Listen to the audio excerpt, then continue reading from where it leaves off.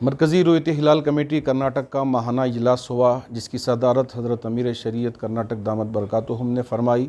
हज़रात उलमा इकराम भी शरीक रहे। माशाअल्लाह हमारी रियासत के रईचूर के बाज़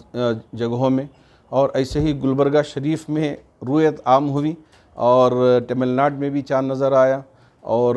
मुल्क की दूसरी रियासतों से भी रुयत आम होने की इत्तलात मिली, जिसकी वजह से हज़रत अमीर शरीयत दामद बरकातुहुम ने हज़रात उलमा इकराम से मशवरा करने के बाद ये ऐलान फरमाया कि कल ज़ी हिज्जा की पहली तारीख़ होगी और इंशाअल्लाह हमारे पूरे मुल्क में 29 जून बरोज़ जुमेरात को ईद अल अज़हा मनाई जाएगी। जो लोग क़ुरबानी देना चाहते हैं उनके लिए मुस्तहब अमल ये है कि ज़ी हिज्जा की पहली तारीख़ से जो आज से है तो क़ुरबानी के देने तक वो अपने बाल और नाखून न काटें।